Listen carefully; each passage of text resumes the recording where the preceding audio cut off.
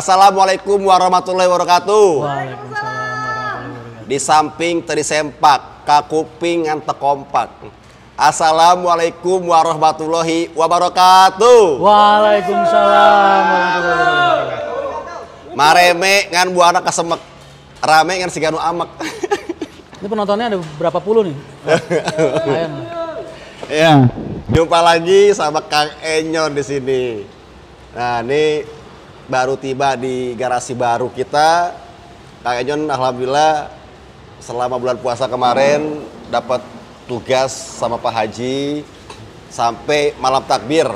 Masih nemenin Mas Boy ngurusin arus mudik.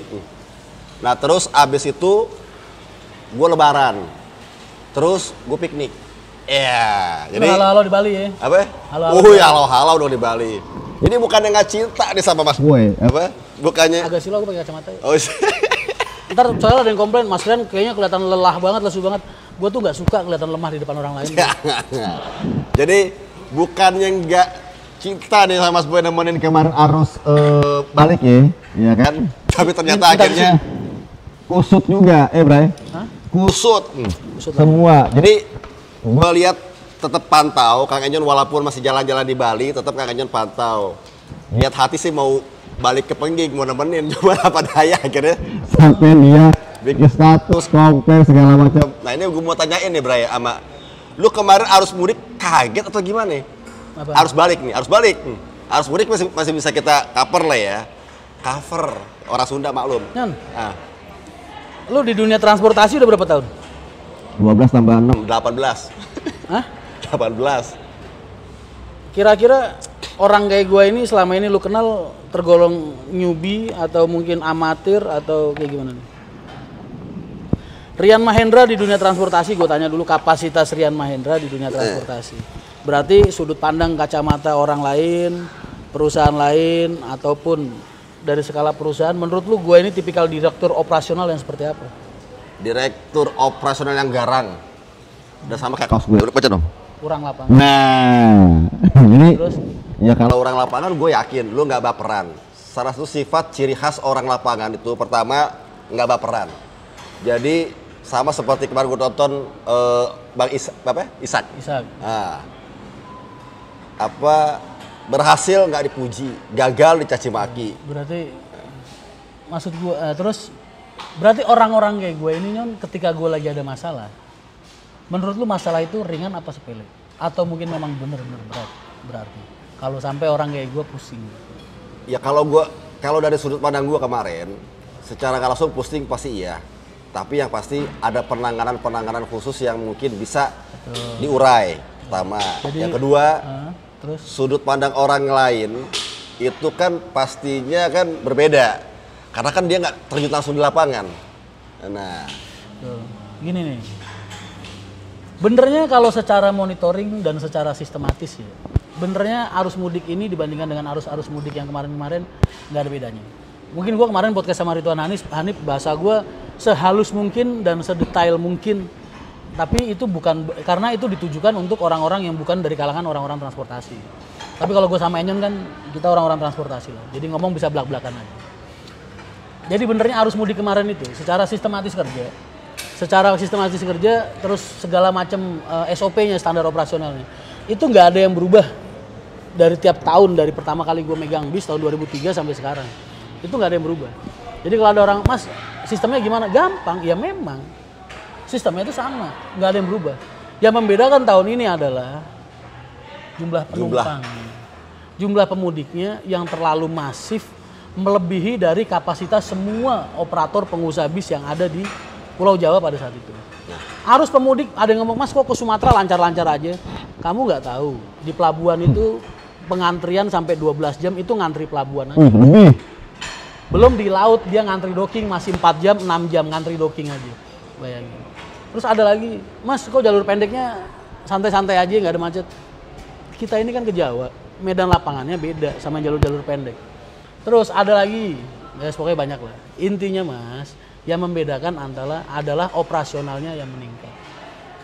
itu Pak Guru pasti. Jadi jangankan kok pengusaha yang nggak siap, Ya jangankan kok pengusaha yang nggak siap. Belum pengusaha itu semua udah ngerasa siap semua dari 2 bulan yang lalu. Bahkan kalau kalian lihat di PO Haryanto Official Channel kita udah melakukan maintenance, sudah persiapan armada dari 2 bulan sebelum Lebaran untuk event Lebaran ini. Pemerintah juga gitu, udah mulai bener-benerin jalan dari 2 bulan yang lalu.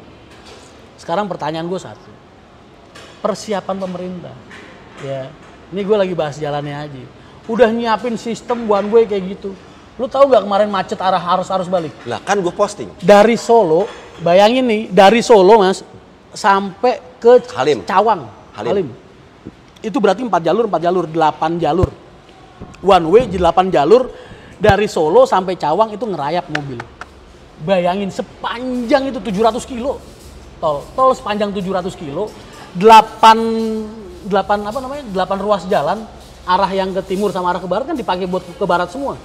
Itu jalan masih rapet, masih ngerayap. Berarti 8 itu 1, 2, 3 bahu jalan masuk. Ya bahu jalan berarti bonus lah, 8 tambah CDCB kan bahu jalan. Bahu jalan, itu ngerayap mas, jadi bisa kebayang nggak arus baliknya kayak gimana gitu. Jadi emang nggak ada yang siap, nggak ada yang siapnya karena ya kita semua udah nyangka lah, nyon Lebaran tahun ini pasti bakal meledak banget. Karena tahun kemarin orang 2 tahun nggak bakal mudik. Oh iya pasti pengusaha punya perhitungan lah. Haryanto disiapin sama Pak Haji buat Ian apa ibarat nang. Ini bis buat persiapan Lebaran 220 misalnya. Gue dibawain amunisi sama Pak Haji. Gue mikir kok gue jual cuma 170 per hari. Yang 50 buat sepelengan kalau harus macet. 50 sepelengan bahasanya. Jadi itu 50 nggak dijual. 170 gue jual karena ini kan jualannya udah dari bulan-bulan kemarin, dari minggu-minggu kemarin. Bis itu nggak ada go show. Orang beli tiket nih misalnya harus mudik plus 3, terus lu tiba-tiba baru beli sekarang. Nggak bakal ada mas, mereka pesan udah dari minggu-minggu kemarin. Begitu hari H lah, makanya semua PO chaos. Karena apa? Yes, nggak bisa balik bis. Bis yang kita kirim hari ini baliknya ke sini lagi, itu besok-besoknya. Bukan besok, tapi besoknya. Berarti semua PO. Semua PO lah. Nah. Ya kan lu tahu sendiri tuh ada teman-teman kita yang PO-nya gede-gede, minjem PO, minjem wisata 30 bis, 8 bis, 6 bis. Haryanto aja berapa banyak bis. Itu bukan bantuan, itu bukan tambahan. Tapi armada bantuan pengganti armada mereka yang nggak bisa kembali. Bukan berarti Haryanto ruwet semua, dari 170 itu yang normal jalan paling 120. Yang 50 kacau jamnya karena kan kita ada rotasi sisa sepelang 50 armada tadi. Oke.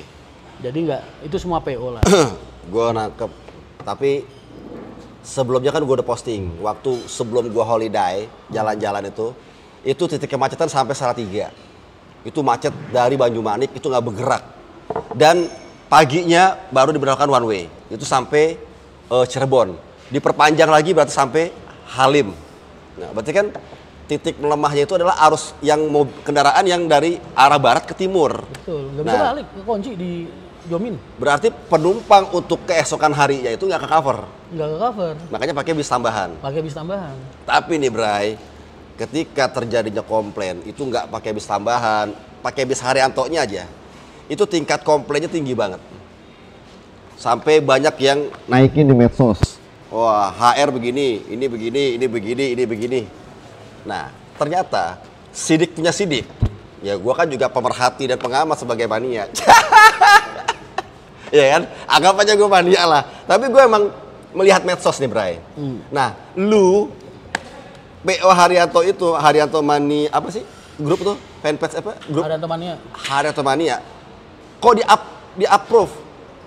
Disetujui laporan-laporan komplain di grup? Karena buat gue itu bahan evaluasi. Jadi Haryanto ini bisa besar karena kritikan dan gue bilang kritikan ya, bukan hinaan ya. Kritikan dan keluhan penumpang. Jadi semua bentuk komplainan yang ada di grup Haryanto Mania itu kan gue baca. Jadi admin tuh pasti nge-approve karena mereka udah gue perintahkan sejak awal. Setiap ada bentuk komplainan tolong di-approve. Iya. Karena kan gue ngover ratusan armada. Gue nggak tahu dong kelemahan gue tahun ini apa aja. Walaupun gue anggap jawabannya nih kadang itu manusiawi karena emang harus mudik udah biasa lah, tiap tahun harus mudik tuh pasti macet ibaratnya. Jadi ada yang gue tangani urgent, ada yang memang bentuknya gue anggap wajar, ada yang nggak wajar. Kalau setiap ada bentuk komplainan yang gue anggap nggak wajar itu bahan evaluasi buat gue. Tapi kalau gue anggap wajar ya kita cuma minta maaf aja ya, karena memang kondisinya nggak bisa diapa-apain. Jadi buat gue Haryanto ini bisa besar karena kritikan dan keluhan. Dari situ gue belajar bagaimana cara memperbaiki operasional gue setiap hari. Itulah tujuan gue turun ke lapangan. Ini sorry ya, gue spontan dan nggak ada rekayasa. Emang karena kenapa? Semua PO-PO lain semua juga begitu, yakin. tapi kagak ada di approve. Hah? Nggak ada di approve. Maksud lu? Oh Ya. jadi zero complain semua grup PO? Ya gue ngelihatnya kayak begitu, kan gue nggak ada ngelihat nih. Sekarang begini, secara gue punya tetangga, yang kemarin tetangga gue itu nelpon gue kan bilang apa, ini ya, sama lu ada bis gak yang dari Malang. Nah dia mau naik Haryanto, kan penuh. Tapi akhirnya sama gue telepon Mbak Fitri masih ada kan yang bis Madura. Dia rela dong 6 orang ke Surabaya, bukan ke Surabaya namanya, itu ujung pembensin itu tuh. Tanjung Perak buat naik HR, penumpang Malang. Nah dia masuk itu beli bis tujuan Jakarta. Nah sekarang kalau misalkan tiket komplainan, PO-PO yang lain berangkatnya bareng, lewat alternatif bareng, sama nih, sampai lokasi pun juga bareng. Kagak ada yang dibilang mobil ini ngesos atau ngeblok, nggak ada. Ya, nyampe dari kota A ke kota B, dari daerah ke Jakarta itu dalam kondisi yang bersamaan, dan dia tiba secara bersamaan di terminal, misalkan Pulau Gebang atau Lebak Bulus. Dan di Lebak Bulus dan Pulau Gebang pun juga mereka rame. Gua ada komplain ini ke pengurus ini segala macam. Tapi kenapa cuma Haryanto doang yang naik, yang disorot nih? Tapi kenapa cuma Haryanto doang yang dinaikin di grup medsos untuk naik tiket komplainan? Yon, gue kemarin selama arus mudik arus balik kan gue nggak ngamatin media sosial ya, maksudnya gue nggak interaksi sama mereka, tapi setiap ada bentuk komplainan tuh gue baca gitu. Biasanya kadang suka ada yang gue tanggepin sama anak-anak, jadi udah gue pasrahin ke anak-anak aja lah. Tapi yang jelas semua bentuk komplainan itu terbaca oleh saya dan akan jadi bahan evaluasi buat saya. Soal perusahaan lain mau nerima komplainan apa enggak, itu kan urusan mereka, dapur mereka. Ngapain gue urusin, gue kan fokus di perusahaan gue sendiri lah. Tapi kalau ada PO yang mengklaim dia zero trouble dalam arus mudik dan arus balik ini, ya buat gue lucu. Yang kamu mau bohongin tuh siapa? Iya, makanya kan gue. Yang mau dibohongin siapa? Mania yang dibohongin. Kalau kita ini kan orang-orang di lapangan tahu. Gue bukannya ngomongin PO orang enggak, tapi kan kita kan bisa melihat. Coba boleh dicek juga kan. Gue kan ngeliatin di grup-grup yang ada kan. Jadi selalu melihat info pengguna sekitar. Mbak minta SP dong. Lah itu emang ada. emang ini Bray. Jadi dan itu selalu direspon. Ya kita walau alam ketika ada komplainan ke yang lain juga, mungkin dia nggak bisa meng-approve, tapi kan rata-rata di komplainnya itu adalah di kolom komentar. Yang PO lain. Di kolom komentar. Tapi kan kalau lu kan ini supir wisata nggak tahu jalan, masukin di approve sama admin. Itu jadi pelajaran buat gue, berarti besok-besok gue harus lebih berhati-hati lagi dan memastikan bahwa anak-anak itu tidak melakukan kesalahan yang sama. Nih tiket naik Haryanto bisa lain. Nah. Ya kalau itu emang karena kondisi darurat. Nah itu, tapi apakah itu benar menjadi, gue berbicara ini berdasarkan by data ya. Jadi bukan hanya kata si orang kasih, tapi memang lihat berdasarkan by data. Jadi bisa dipastikan tingkat komplainan yang ada beredar di medsos itu adalah berdasarkan by data dan untuk evaluasi lu. Betul. Tapi untuk sekarang gimana? Udah terurai? Wah, tanggal 9 itu udah mulai terurai karena arus pemudiknya udah. Sekarang tinggal gelombang kedua nih, arus bawah yang ramai. Ada, tapi kan jalanan udah, karena yang paling normal. Parah itu biasanya ya orang-orang yang ngejar kerja pada tanggal 10, 11 itu loh, hari Senin itu. Oh kemarin? Ya, itu yang paling parah karena itu rata-rata pekerja masuk tanggal segitu. Tapi yang sisanya kan gelombang bawah itu kayak mungkin pedagang, orang-orang keluarga, nah itu rame juga, lebih rame lagi mungkin, tapi mereka lebih teratur dan nggak masif banget kayak pas gelombang pertama. Dan memang gelombang pertama ini kemarin ya itu, nggak ada yang ngeduga kalau simpang Jomin itu bakal jadi titik simpul kayak Brexit dulu. Bukan zaman dulu. Kayak zaman Brebes exit waktu Brexit dulu. Orang nggak nyorot kan karena mereka pas ke baratnya dibikin lancar, dikasih one way. Tapi begitu arus kembalinya kan nggak ada yang nyorot. Anak-anak di situ tidur sampai 12 jam bis, sampai 8 jam, berhenti mati total, matiin mesin, nggak bisa gerak. Mundur 1 senti nggak bisa, maju 1 senti nggak bisa ibaratnya. Iya, emang. Itu di situ, tapi nggak ada yang nyorot. Yang tahu ya kita aja. Jadi buat gue soal media sosial itu HM, kenapa kok di Haryanto semua bentuk komplainan kita terima? Ya karena tujuannya memang murni untuk sebagai dasar bahan saya berevaluasi bagaimana caranya supaya di kemudian hari tidak ada kejadian yang sama atau minimal bisa ditekan. Kalau memang nggak bisa kan kondisi itu Ada yang oh ya bisa dialihkan, oh ya ada solusi lain. Oh memang nggak bisa, ini emang harus ditelan kondisinya. Tapi seenggaknya dampak kerusakannya paling lebih ringan lah. Ya nggak mungkin lah, mas orang-orang kayak gue terus mau diajarin soal begini. Gila, gue udah 20 tahun ngurusin arus mudik. Dan Haryanto selalu sukses. Alhamdulillah. Begitu Bapak Ngenyon. Terus. Jadi ya tapi alhamdulillah kan. Lu lancar lah, sukses lah. Kalau Pak Haji seneng senyum berarti sukses. Oh, yaudah gitu. Berarti nambah lagi di bis kita dia. Ya, maunya sih begitu. Karena gue masih punya utang jalur banyak banget.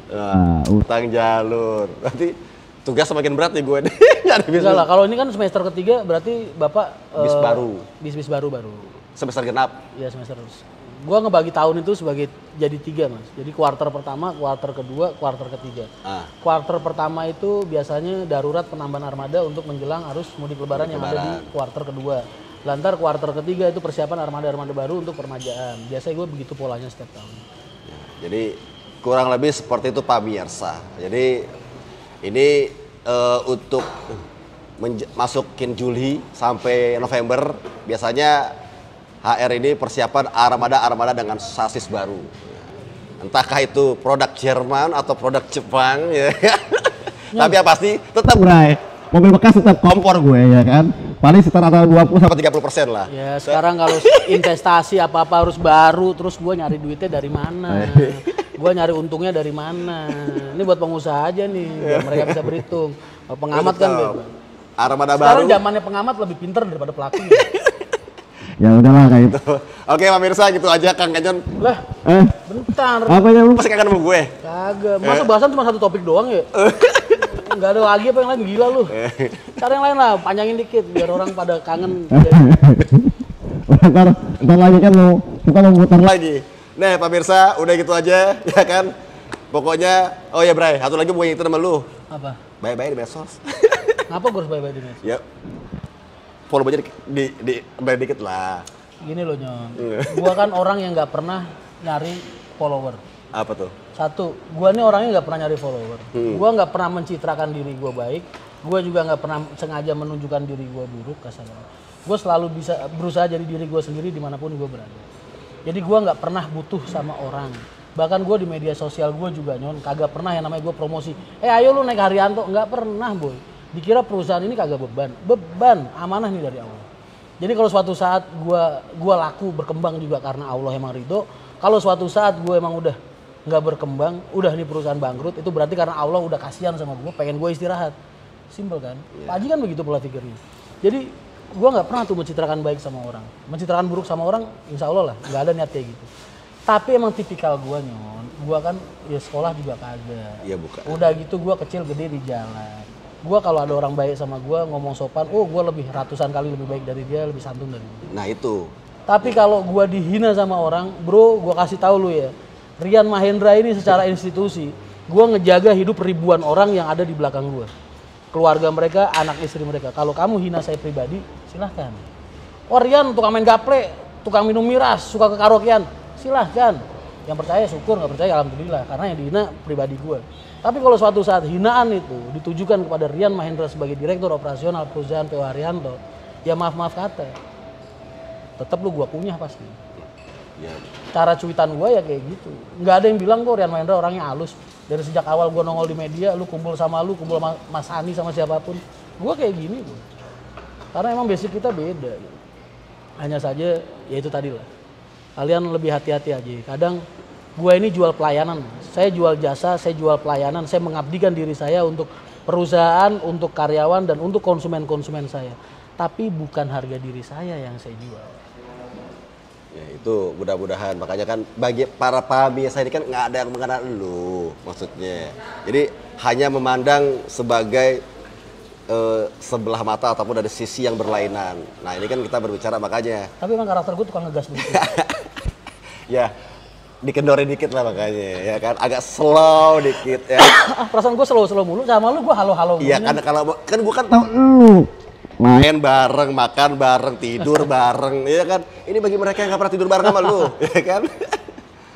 Oke, gitu aja pemirsa. Mudah-mudahan informasi bermanfaat buat para pemirsa dimanapun semua. Mudah-mudahan para pemirsa yang lagi sakit disembuhkan oleh Allah. Yang lagi ikhtiar mudah-mudahan dilancarkan ikhtiarnya. Yang pasti punya utang mudah-mudahan Allah lunasin utangnya. Amin. Yang belum punya jodoh mudah-mudahan didatangkan jodohnya. Amin. Nggak usah khawatir, ya kan? Perbanyak sholawat, perbaiki sholat lo, dan juga perbanyak istighfar, insya Allah Allah perbaiki hidup lo. Yang benar dari Allah, yang salah mudah-mudahan Allah bukan saya dan juga kita semua. Usikum wa iyyakumullah. Wassalamualaikum warahmatullahi wabarakatuh.